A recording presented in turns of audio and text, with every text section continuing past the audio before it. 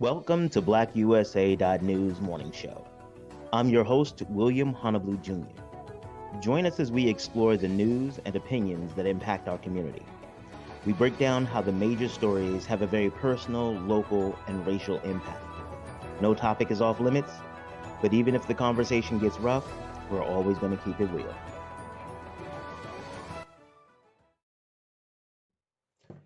Greetings and salutations to all my friends out there in internet land. I am William Honolulu Jr., and I have the pleasure of being the host of the Black USA News Morning Show. Thank you so much for being here today. I am so happy and grateful to be able to be here with you guys. We're going to do something a little bit different. We're going to take a trip down memory lane and look at some of the shows that we've done before. We're going to introduce some of you all to some brand new people and get some of you all reacquainted. So hang on. Here we go.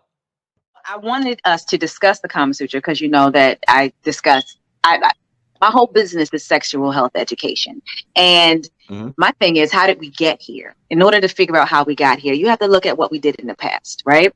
And I don't mean 20th century past. I mean like in the past. What happened? How did as humans, how did we define sex? And if you look at all these cultures, they'll define sex and sexual relations in a certain way. And I wanted to see where that came from.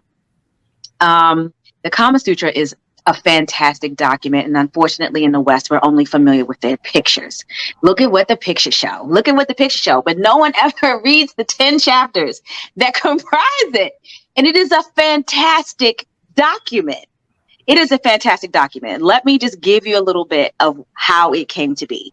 It is, and this is according to Indian legend, because this is based on Indian culture, the Indian god Shiva, in love with the female projection of himself. Okay, enjoyed sex so much. It's like, this is fantastic, being a girl. That he wanted to pass on the discoveries he made while being in his female form. And it covers everything having to do with the being male and female and having relations. It is meant to be enjoyed. It is meant not just procreation. It's meant to be enjoyed. So a God said that we're supposed to do it like this? I like it. Go ahead. Keep going. I like it. Sex is supposed to be a natural impulse, and it is to be enjoyed. And so the entirety of the Kama Sutra is how best to enjoy the sexual impulse. I was like, yeah. Why was I not born Indian? This is amazing. It is not sinful. It is meant to be enjoyed. And the whole purpose of the book is the gathering of all of these Indian philosophers and poets telling you how best to navigate what is naturally in you. Hello. And I'm sitting here and I was like, this is how Western culture has got it jacked up. We have ruined it. We put it in a box it was never supposed to be in. And now you've got people walking around with traumas and predilections and yeah. So that's what we're going to talk about today. I like it. Dr. B, would you...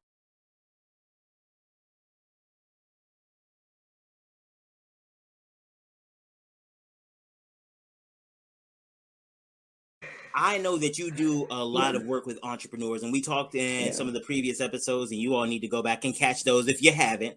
But we talked about how, like, your journey through seeing from the banking and the financial services perspective, the gaps that many entrepreneurs, particularly entrepreneurs of color, had when they were coming to the table. Looking at application for credit from a white vendor, white client versus a black client, the reality is that there sometimes were things that were missing. Not that they didn't exist, it's just that they didn't have the information that'll bring those to the table. That's right. So talk a little bit about what your experience, how, I want to refresh people for those who don't really remember that much.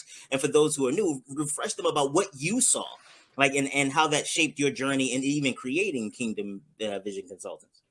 Absolutely. So let's start back from when I first began in the banking industry. I started as a part-time teller while I was a student at Howard University. So behind that teller line, I got to see the real deal behind everyone's finances when you're coming to make deposits, make withdrawals. Yes, on the consumer side, but also those business owners. And what I noticed was that a lot of time businesses on paper or on social media appear to be doing amazing, have all the followers, the likes, etc.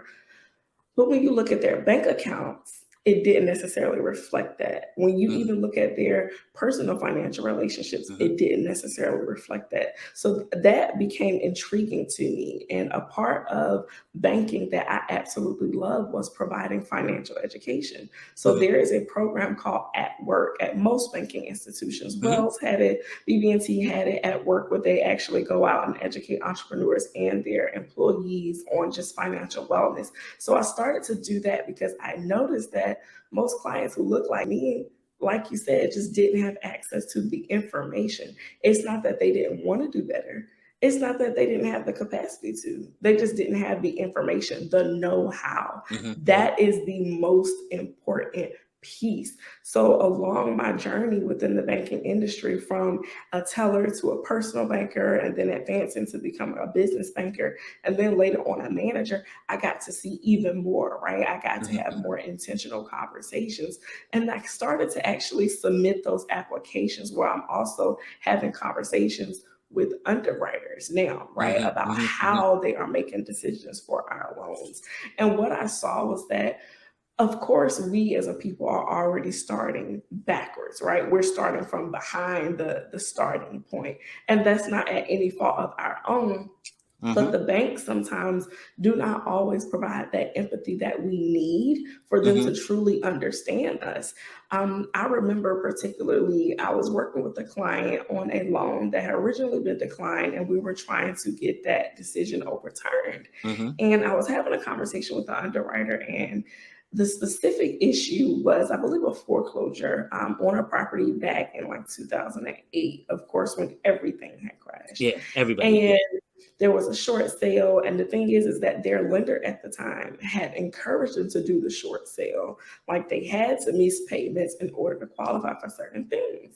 And when I was having this conversation with the underwriter, he said, "That seems a little self-inflicted, doesn't it?" And it was just his yes, his response, his reaction, it was just unwarranted to me, but it also shows a lack of empathy, a lack of understanding. Of course, the underwriter was white and my client was Black. And then I, as a Black woman advocating on behalf of this Black business owner, of course, we saw our challenges, but in the industry, I learned that you cannot back down, right? But that's also the importance of having strategic banking relationships. I tell my clients all the time, you have to not just have an institution that you're making deposits and withdrawals, but you actually have to have a person on the inside who can advocate for you, who can get to know you, know your business, understand your challenges, understand your triumphs as well, right? To get to know the full story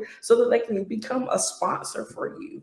And because the client had done that with me, we built that relationship. I got to know her. I got to know the husband, the family dynamic. I got to understand the financial story, what they had also gone through to cause some of those things on their credit report. So much so where I was willing to put my neck on the line for this client. Long story short, on the other end, we were able to get multiple decisions overturned, right? While I was at the banking institution. And even once I transitioned, the client had another issue with the bank, another declined product, and I was able to make a phone call to my contacts for them to rework some things in the application, and boom, we had an approval. But that came from understanding how the underwriters work. You have to understand the game so that you can play the game very intentionally, very strategically. But we are automatically starting from behind. And if we don't catch up just by having the right people in our corner, that financial dream team, a lot of times we will never really know how to move forward.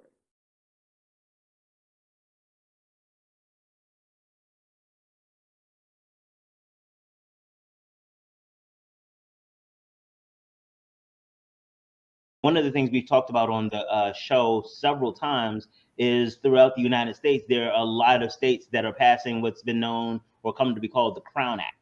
And it is legislation, you all know, it's late, but I'll make sure, for those who out there who may not understand, it's legislation that has been passed in all of these states and at local levels as well that provides for Black people's hair.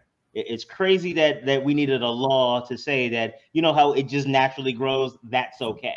And there's a, you know, understanding the difference or elevating the conversation around the difference between style and texture and all of these types of things, and how important they are. When you have kids who are in sports who, before they are able to participate, there is some coach or some referee that says, hey, you got to cut your locks.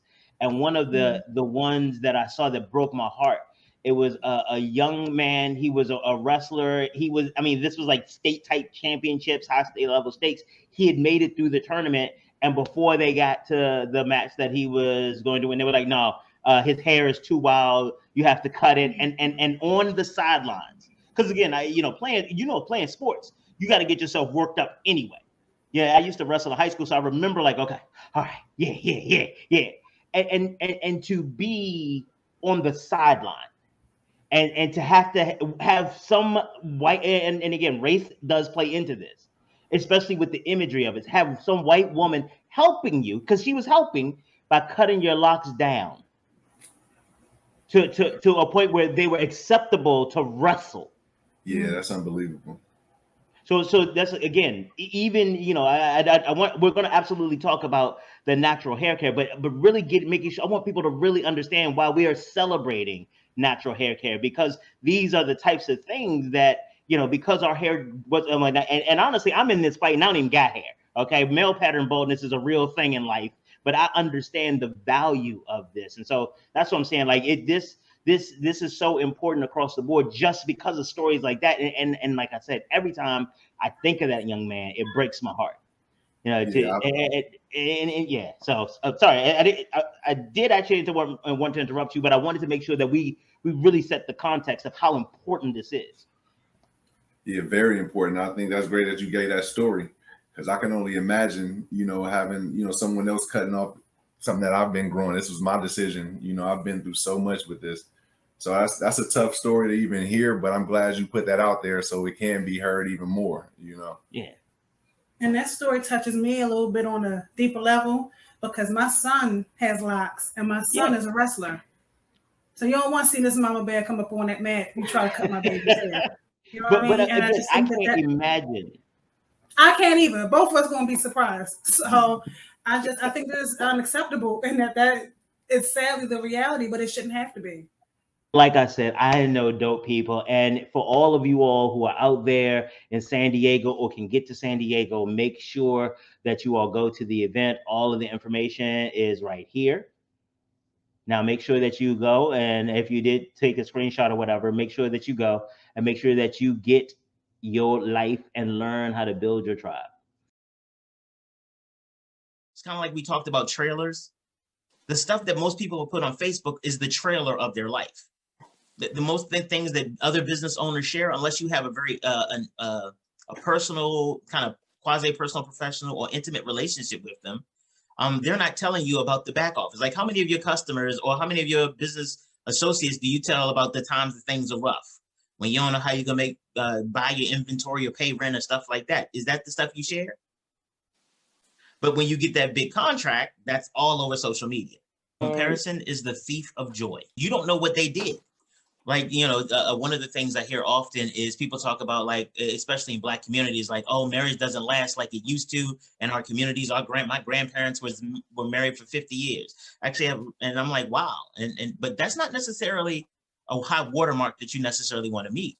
Because I know some people who were married back in the day, and the reason that the women stayed was because they couldn't own property on their own. Nobody was going to hire them if they didn't have a husband. So was it really, if you look at the highlights of their lives, is the longevity of the marriage. But were they happy all that time? And so looking at how other people are managing their business, you don't know what's happening in the background. When you are in that space, when you are thinking that everybody else has it easy and you're struggling, that makes your struggle even harder. Okay. And by the way, fuck them.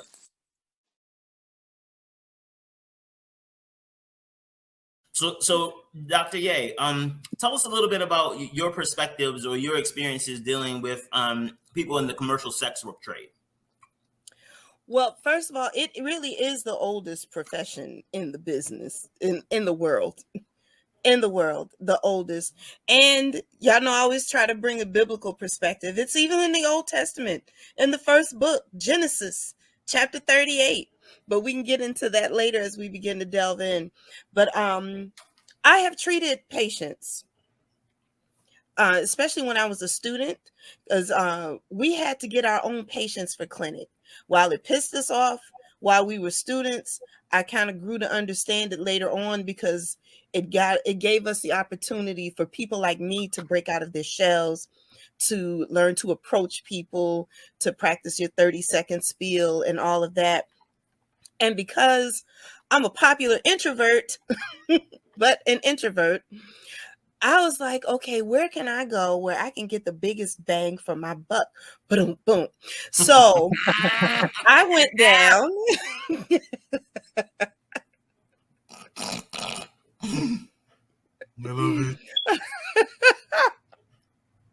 I went down to this place in Baltimore called The Block on Baltimore Street, because I'm like, where can I go where I can find people that's literally just throwing money away, that have disposable income, right? So I'm going down there Friday nights, Saturday nights, 10, 11, 12 o'clock, when things really start popping. Yep. And I'm standing outside the strip clubs, passing out business cards, inviting people to come in and be treated. Strolled into one store, Hustler, I think it was, because their club was in the back. But I went into the store, and there was some ladies in there, and they were purchasing some toys. And I gave them a card, gave them my 30-second spiel. And this one sister looked at me, and she was like, no, you're not trying to encourage me to get acupuncture while I'm in here trying to buy a vibrator. And it shocked me. I couldn't think of nothing else to say. So I just said, you know what? I might need to buy one too. But needless to say, I obtained quite a few patients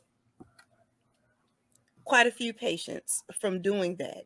Because in the healthcare industry, and I had to tell people in the university this, healthcare is for everyone, not just the upper echelon of society. Everyone has a right to care. And so one of the things that they used to enjoy asking people to do, which I never would do that, they would ask people, well, what do you do for a living? Or how did you meet Pam or Dr. Ye? Or how did you meet? Where did you find this patient? None of your business. It's none of your business. They would say, oh, it tells you a lot of, no, it don't tell you nothing. It don't tell you nothing. It gives you an opportunity to stereotype it can discourage people from care, because who wants to come in and say, oh, I met Ye Wong when she was down at the strip club passing out business cards, and I was getting ready to go in and work the pole. Or I met her on the corner, I was selling drugs. Because those are the people that I would go to, because I felt those were the people who needed healing just as badly as those who have their $1,000 leather briefcases and who are walking into their law offices. And we tend to forget about them. We tend to forget about them because of how they make their money. Right, which is none of your business. County, Prince George County, Maryland. Yeah. And I was just like, you know what I'm saying, and I was talking to a brother. We was talking yesterday, and I was like, man, like, I understand the feeling of, you know what I'm saying, like feeling, you know what I'm saying, like angry and mad and all of that kind of stuff, because you get those emotions and stuff. I said, but man, I wish he had somebody to talk to. I wish I could have talked to him, like, brother, you cannot do this like this. You're not making any points. You know what I'm saying? And all you did was, you know what I'm saying, you left these children by themselves. I don't know, you know what I mean? So far as insurance policies concerned, I don't even know if they can get insurance from you because you killed yourself. You know what I'm saying? Now they gotta go stay. Now you gotta go stay. They have to go stay with a grandmother or somebody. Who they gonna stay with now? You know what I'm saying? And then you done mess their life up for the next 20 years. They devastated. Watch this. They're going to probably end up staying with somebody who you murdered their relative. Right. Like so like all for the rest of their life. Yeah. You know, grandma looks at you as like, oh, my baby whose father murdered my daughter. Okay. Right. Gotcha. Right. Exactly. So it's like, man, I was like, man, I wish I could have talked to this brother. You know what I'm saying? Because I know he flipped and he had different things, but you got to fight that out, man. You got to fight hard, and you got to fight in the courts. You got to do, you know what I mean? Whatever you need to do, but you can't get there to that point, you know? But that's what happens. And I know the cool part about this being my show is that I could change topics in the middle, and I've decided that I like this conversation more. Right. But that's one of the big things about it is like, when you get these stories in your head, the mental health parts of it, your social support network. And honestly, don't get it twisted. We talk about him having somebody to talk to. We don't know that he didn't. Because I had a friend of mine, she and her child's father was in a situation similar to yours, where, you know, he had gotten himself in, well, his thing gotten together. He got himself together well. And they were going down to take him off child support. Right. And so as they were down there, they finished up and they were getting ready to go grab something to eat. And he bumped into a friend of his. He's like, oh, what's up, dude? Da, da, da. He's like, oh, this is my baby mama. He was like, oh, hey, how you doing? Blah, blah, blah. He's like, oh, we just coming back from child support. Everything in this dude's face was, that bitch. And like, she's standing right there. And it was one of those things. It was just visceral. Right. It was because, and those kind of things. So, you know, who knows what he would have said about her if she wasn't there. Yeah, exactly. And a lot of times what we don't realize is that a lot of our people are talking to us through their toxicity. Exactly. Like they're in the thick of it and they really do believe they're helping. They really do. Go. You need to stand up for yourself, because I wish I had done that if I had just, and now they got you caught up in the stories in their head. Right. Exactly. Yep. You right about that. I'm sorry I swerved the topic away.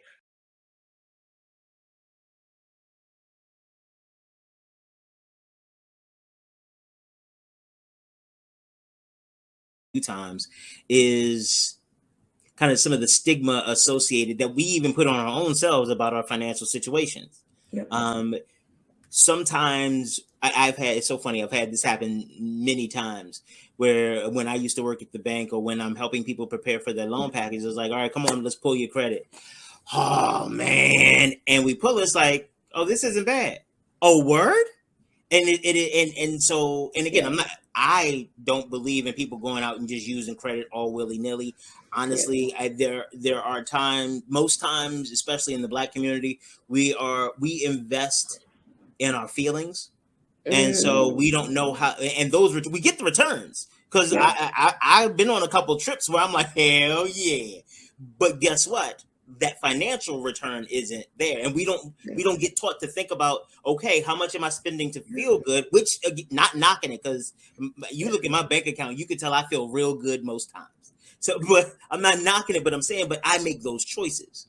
I know, because I see that it is all me.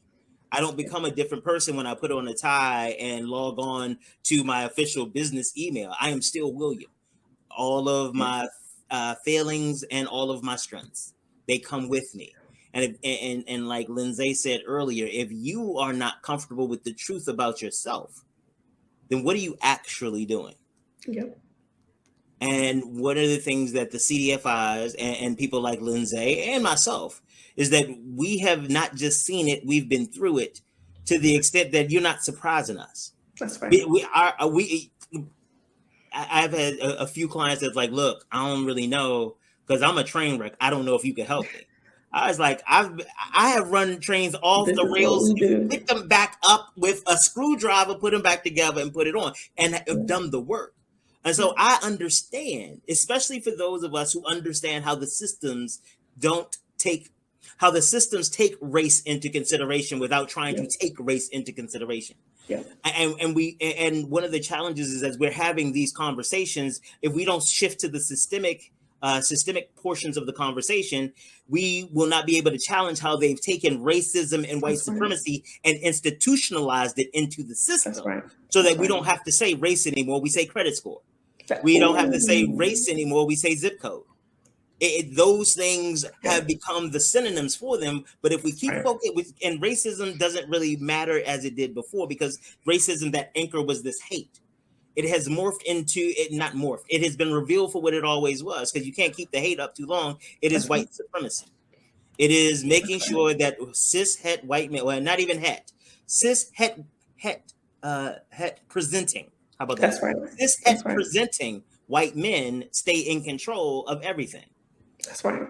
And we need to address it. And the CDFIs, and working with people who understand the needs in the community, and not just trying to come in and have a commercial relationship with the community to profit off of the community, but help build the community.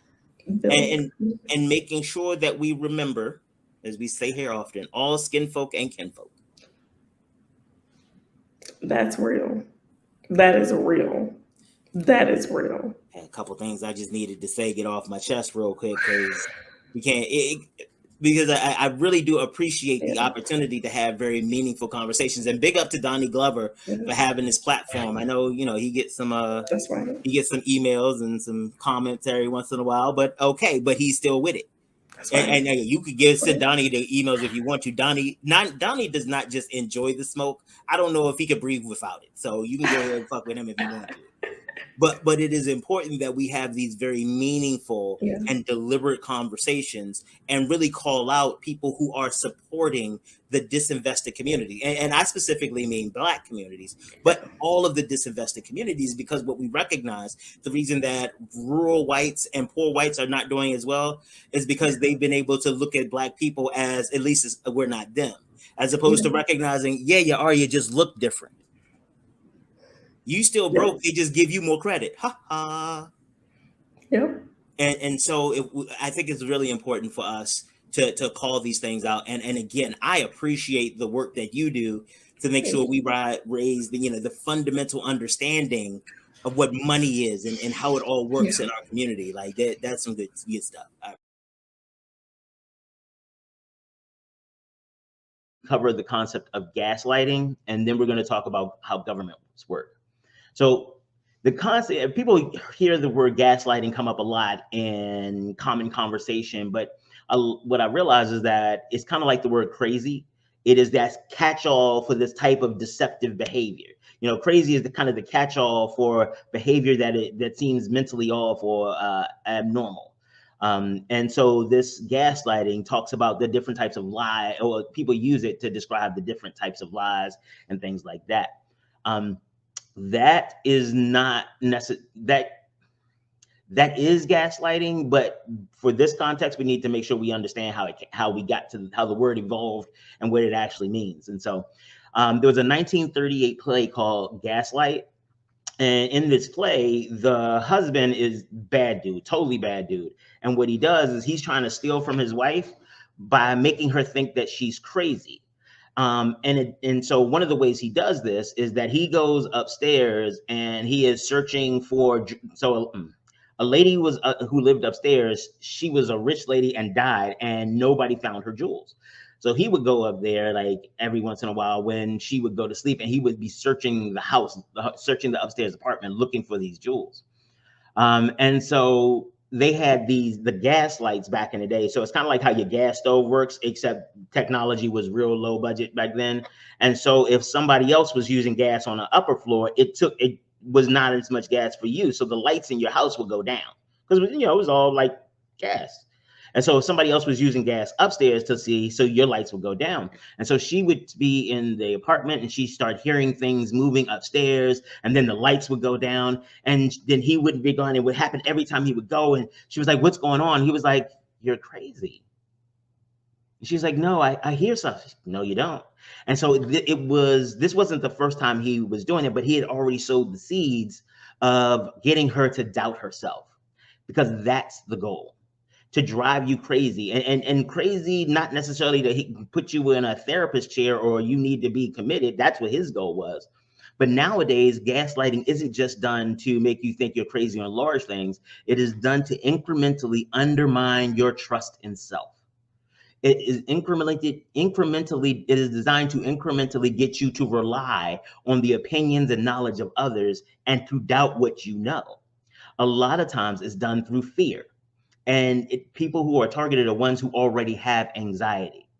And so if you can take somebody who already has anxiety or who already has depression or prone to these types of things, and you create a more intense construct around them, they will either break, their minds will break, or they will start to normalize the behavior. Oh, okay, this makes sense. Okay. And that is the point. Debbie, you ain't seen nothing yet. You ain't seen nothing yet, because that is the point. That is the point about gaslighting. It is to get you to normalize behavior so that you are okay, just kind of going along to get along because you are doubting yourself. And so it's important for you to remember gaslighting in that context as we talk more about what happened with January 6th. Rich white men. Donald Trump and all his cronies, rich white men. What is leading us to believe that there's any justice? But remember gaslighting. One of the things in the movie and the play was that everything changed when the wife met this detective. I think his name was Detective Ruff or something. She met the detective, and the detective was like, no, you're not crazy. This is what's happening. This is what I think is happening. And they started working together to help her. Well, actually ended up getting her husband locked up. But she needed to have someone who was able to have an objective set of facts so that she can say, okay, I'm not crazy. Okay, this did happen. That becomes incredibly important because we get taught through stories. Greetings and salutations, all my friends out there in internet land. I am William Honolulu Jr., and I have the privilege of being the host of the Black USA News Morning Show. The Black USA News Morning Show is currently recruiting guests for an upcoming series on single parents and co-parenting. We find that there's a lot of misinformation and a lot of isolation in the narrative about single parents. And we want to make sure that we keep this platform available to tell the true story, our people's story. The topics that we will be covering range from health, wellness, the type of support, how important your social support system is, romance, and things of that nature. If you're interested in becoming a guest, you can check the link in the description. You can email us at info@grindinggang.com, or you can visit this link. Thank you so much and have an awesome day.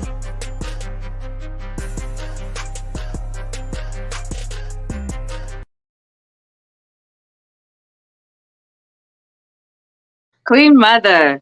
Yeah, she's amazing. She's amazing. And I hope that through this show that more viewers will be able to connect with her and get with her. She is an acupuncturist and a doctor of Oriental medicine here in Maryland. And she knows homeopathic modalities. And sorry, that was it's like Dr. Doolittle in here. But she's an acupuncturist and a professor at the University of Maryland School of Integrated Health. She is amazing, and she is and a tantric professional. So she's going to add a lot to our discussion today. And I can't wait for you all to get used to her. All right, well, let's go ahead and get her in. Dr. Yee? Well, my primary function in life is a doctor of Oriental medicine. And I operate my private practice in Owings Mills, Maryland. So that is my primary hat, Doctor of Chinese Medicine, where I perform acupuncture. And instead of prescribing pharmaceuticals, I prescribe Chinese medical herbal formulas to assist people with various diseases and disharmonies in their bodies. So that is my primary role in life. Tantra instructor is a small part of my life, but it is a very vital part because so many things come from being blocked, being hindered, being energetically stagnant. There's so many issues that we have that stem from childhood, physical abuse, emotional abuse, psychological abuse, sexual abuse. I know, oh gosh, when I was in my 20s, the statistics said at that time, and I'm sure it's far more than that now, that 1 in 5 women in America have experienced some form of sexual molestation or abuse as a child, and 1 in 4 men. That was just the reported cases. Right. Yeah. I can only imagine what those numbers are now, 30 years later. So when you look at the effects of childhood sexual traumas and abuse, and how we carry that into our adulthood, and how it affects our relationships, not just our relationships with ourselves, but our relationships with our families, our friends, our coworkers, and especially our intimate partners. We bring all of our traumas into the bedroom with us. Medicine is that, you know, everything good came from the motherland first, right? Civilization began in the motherland. Medicine began in the motherland. Everything that's anything, people came from all over the world to the motherland to learn and take it back. So how my journey with natural medicine started, it was a little girl in Mississippi. You know, we couldn't always afford to go to the doctor and all of that, but we had Big Mama and Medea and Nan and all of them that would get in the kitchen and mix up stuff, and they knew what to do. Now, for me, I was in a severe burn accident as a toddler. And when people see my hands, sometimes, you know, you can still see where they're discolored. And in my right hand specifically, you can kind of see it a little bit. You can see like the little traces of the burn marks still in my hand, like little marks that are still there. The doctor had told my mother and father after after the accident occurred, and he bandaged my hands, and my dad said he put my hands in his hands and prayed and told them that he had done all that he could do and the rest was up to God. And they sent me home, and he told my parents that according to medical science, Western medical science, I would never be able to use my hands. But somebody said I had a praying grandmother. And my mother's mother brought me home because it was a big battle. But everybody wanted to take me from my parents. My mother's parents took me home, and my grandmother began to nurse my hands with various herbs. And so not only did God heal my hands, God and my grandmama, not only were my hands healed, but now I use my hands to make a living and help heal others. And my grandmother would always tell me, you have healing hands, you have healing hands, you have healing hands. And now I use my hands to help heal others. So that was how my journey began with natural medicine. The LLC is a concept that the government acknowledges is real. You're going to say, hey, government, I would like to give birth to an entity that will be legally recognized to own property and engage in commerce. And the government looks at your application, asks you for money, make sure that your application meets all of its requirement, and it gives you a sheet of paper like a company birth certificate. Birth certificate of a child demonstrates the child was born. Like it is just evidence that that happened, right? Right. Because you can be born and not have a birth certificate. I mean, like, there's billions of people on the planet that are born and don't have birth certificates. But a company only exists because the government says it does. You can't have an LLC unless the government has signed off on it. So the government sign off on it actually creates this entity. This certificate is the government's acknowledgement that this entity exists. Then what you do is that you go to and that's normally handled at the state level. And then just like with a child, you go to the IRS and you get a social security number. Except for businesses, that social security number is called an EIN. So there are different numbers. So like in Maryland, there's your EIN, which is issued by the federal government, which is basically your social security number for your business. Okay. Then there's different accounts that the comptroller's office comes up with in Maryland. And that number is also assigned to some of the state level tax activities that you engage in.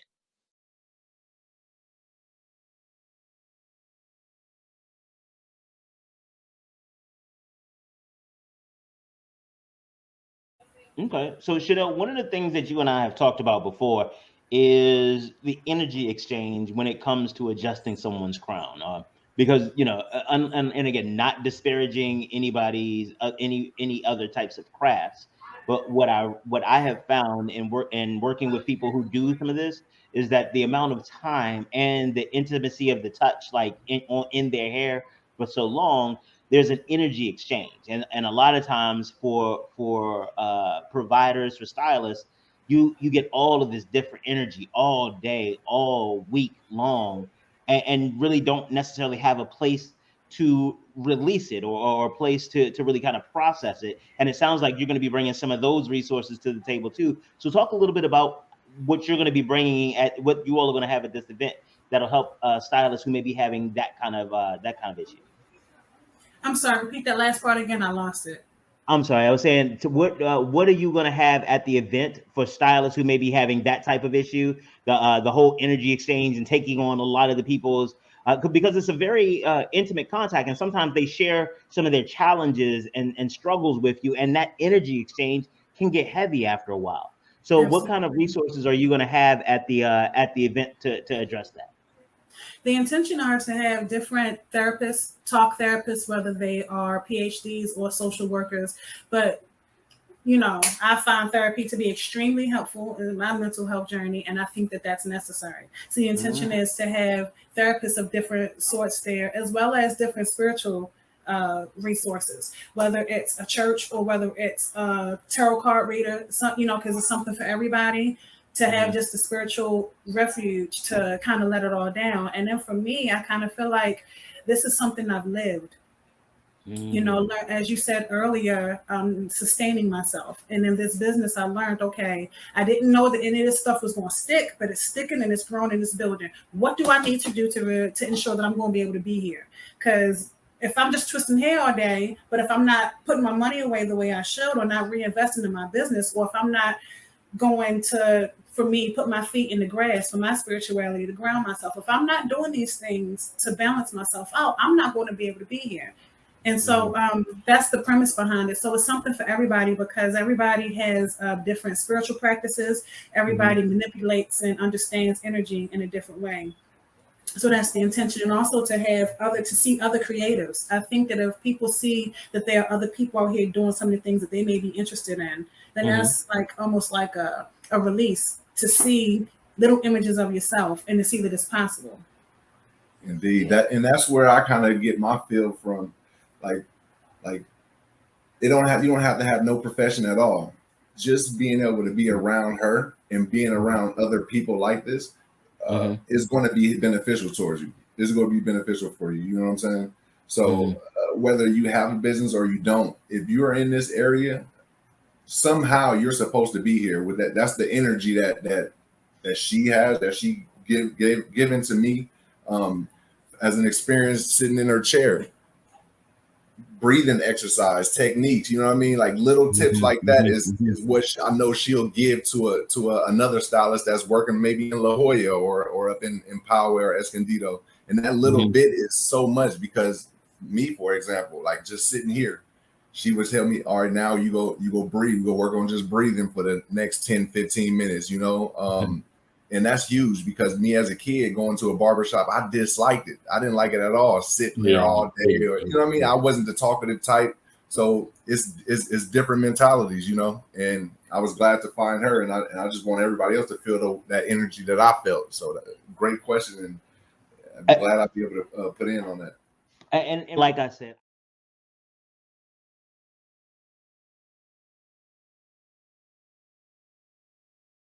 so pandemic hits. You say, like, to hell with this. I think it's time for me to go ahead, go get a 9-to-5. Your wife say, okay, then run it. And you take a nap. And you wake up, you're like, nah, I'm not doing this.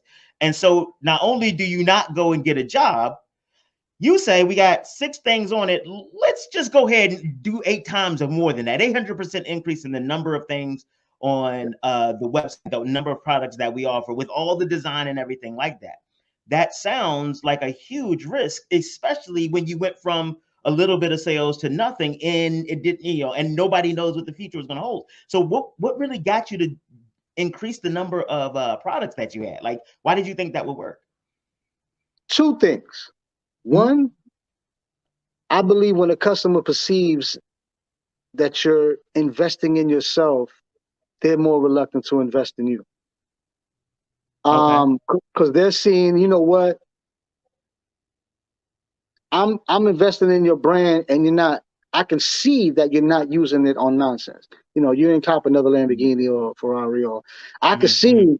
Oh, you know what? Every time I buy something, they double on products. So my philosophy on that, and the other thing too is, I thought it was harder for a customer to make a purchase if they saw one T-shirt. I thought it was more interesting if a customer saw a T-shirt with a hat matching and a pair of shorts. You know, or if they had choices, like, you know what, there's 3 T-shirts, there's 3 hats and 3 shorts. I can choose. And when I started doing that, I started seeing, I want people to express themselves, but now I'm giving them more product to actually do that. So that was the philosophy behind it. Was, you know what, maybe the sales aren't coming in like we want because we're forcing something on them, opposed to giving them the options to set themselves up, you know, for whatever outfit, whatever event they're going to. So that was kind of the philosophy. And in doing so, especially when, you know, when the pandemic hit and everything dropped, you have to understand, okay, how we're going to manufacture. Like, am I going to go out and buy 144 T-shirts and hope somebody buys them and buy 8 sets of that? Or I'm going to control the manufacturing from the inside. And so, yeah. So, and actually that jumps me to the next point. I'm really grateful that you're making this so easy on me. It's like all my questions, you're like, no, I'm just going to answer that before you ask. It's fine. Okay. So you talked about bringing the manufacturing in-house. I mean, that is a huge commitment, especially given the level of luxury that your brand is at. You know, the quality of the material that you use. How was that transition into relying on an external manufacturer and then collapsing that, you know, trying to make sure we use the proper business terms when, you know, collapse this, integrate the supply chain and take over the manufacturing yourself. So instead of having an external manufacturer, you take over that responsibility. That sounds like a real significant investment in time, resources, money. How did you make that happen? Well, that's actually how I've always operated in business, even in music, because the way my mind works is if I can completely understand how the process goes, I can better communicate the process when need be. So I figured, okay, I was having conversations with embroiderers and I could see my designs weren't coming out the way I wanted them. And I could see really that was in the communication. And it wasn't in the fault of the manufacturer. It was it was actually my fault. Accountability is huge when you're doing business. I think a lot of people need to understand that. Be accountable for your mistakes. So what I did was I was like, later we're gonna put a pin in that. We're gonna put a pin in that. Yeah, we're gonna do that. So so you understood that the issue was yours. Yeah, the issue was mine because it was the communication. I could tell somebody I want a hat to look like this, and they would send me a sample, and I'm like, that's not what I said, and they were like, that's what you said. So then I would be like, okay, what is it that I said that and how did you take it? So I can better understand how to communicate with you. So what I wound up doing is everything I have no problem doing research. I have no problem shutting myself off to the world for 3 or 4 months, doing my research, you know, taking my notes and getting to better understand. So I say, listen, I'm going to get the embroidery machine. I'm going to get the heat press. I'm going to get the machines that I need to do what I got to do. I'm going to go out and I'm going to start touching the fabric. I'm going to start smelling the fabric. I'm going to start seeing what it does. I'm going to start talking to people. Okay, what are you allergic to? What type of fabrics are you allergic to? And so I started having those conversations with different people, going out touching fabrics. Actually, during the pandemic, I was ordering fabrics. And then I zoned out. Nobody had communication with me except for family. And I was like on this embroidery machine for like 3 months. I got that. heat press, understanding, cutting, got that. Okay, now everybody's doing this. I don't want to do this because we're a different type of brand. How do I improve the quality of the embroidery, of the vinyl, of the this and that? So I started looking at all of this. I started looking at brands that now I don't know the individuals who own them, but they're kind of like my secret mentors. Like I watch and study these dudes inside and out. And now I can go to an embroiderer and be like, listen, I need 1,000 pieces. This is what the tech pack looks like, which tells them the exact sizing of each stitch, of each sleeve, of the fabric. So that's what tech packs do. It tells them, I can give somebody a tech pack now, and I don't have to say anything. Everything is on there. And so, to how I want the stitches, the direction of the stitches, how many stitches, how I want the cuffs double stitched a certain way. So I learned all of that.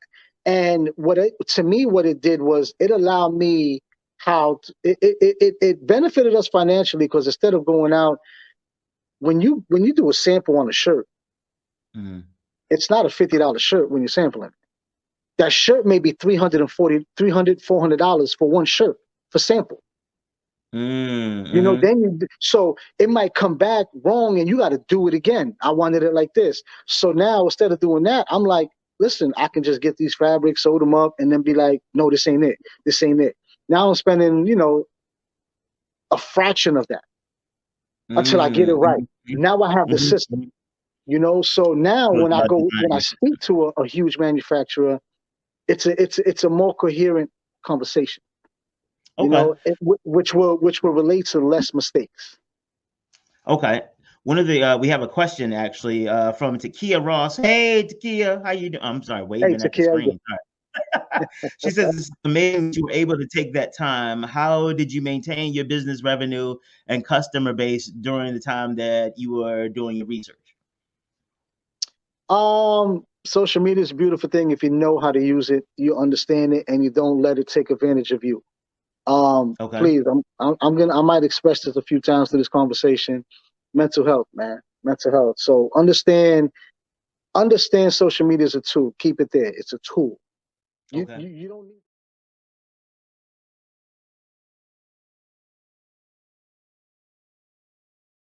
need.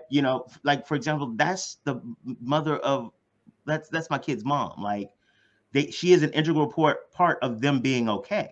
Exactly. Okay, and like you said, while we talk about, I know we taking a turn. It was like, there was one point, and I've had my children, so I haven't been away from my children. It was always equal share, absolutely. Like like half of the week, because she worked, she drove a bus, so I had them half of the week, she had them half of the week, and then it came the time when my daughters got a little older. These teenagers, when they really started to play the system and they tried to get away from dad. There was a couple of things that happened. So then, because we didn't have we had physical and legal custody of them, both of us did, and we didn't have a schedule nailed down. And so they would stay, they would try to figure out a way to stay away, especially when they was in trouble, And so I took them, we went to court. And the crazy thing is, when we went to court, they made us go to counseling sessions and stuff. And so the guy pulled me to the side. I said, because I was fighting for full custody. I was like, I want full custody. I want this. I want that. And the guy pulled me to the side. He said, look, I don't think what you want is full custody. What you want is to get the schedule straight, so that y'all can be cool. He said, because if you win this case, you don't win. You think that you're gonna get these girls and they're gonna come over there and do whatever you say after they feel like you took them from them. And I was like, I had to think about that. I was like, dang, he right. You know what I'm saying? Like, because if I win, do I think that at that point they're gonna be like, oh, daddy, yeah, we're gonna go along with everything. It's gonna be like, you're gonna be met with maximum, attitude. You're the bad guy now. Yeah, exactly. You're the bad guy. So tearing our family up. Yeah. So you know what I'm saying. So I had to think about that. But like I said, thankfully, what I'm saying. Wait. Do you remember this dude's name? Because again, we shout out people who do good shit. I do not remember that guy's name, but it was funny because all through that whole process, I met a lot of good people, and some people I don't remember their names. And I can remember when they made us go to the first therapy session. It was a whole bunch of broke up couples, broken couples, like marriage, it was about probably like about 10 couples in a room. And everybody was coming in, and so everybody was in there. It was a man and a woman, you know what I'm saying? And nobody wasn't speaking. I can remember the guy said when we walked in, he said, "Okay, I know it's tight in here right now, and I know that the way that y'all feeling towards each other." He said, "But don't forget that y'all made babies together. Y'all did this, y'all did that." And he broke the thing, and everybody started laughing. He said, "So y'all can loosen up a little bit in here today." You know what I'm saying? Because everybody was looking at their mate like, "Hate you, can't stand you." Oh boy, there she is. And he broke the mold. So the whole process was actually a good process. Which led to even me and my ex-wife even healing down the line, because I was in child support for a while, and then and then my ex-wife actually got with me after a while and was like, hey, look, you don't need to pay child support. You're already doing what you need to do. You know what I'm saying? Let's go down there and take, and get you off of there. You know what I'm saying? So she actually did that because I was doing a lot for my children already. You know what I mean? But when we was in the thick of the battle, it was like anything kind of went. You know what I'm saying? And I guess you talk about it another time, because I was getting ready to hit into even the guy who did the thing with the ex-wife and then the girlfriend, you know what I'm saying, lately in the news. You know what I'm talking about? Oh, yeah.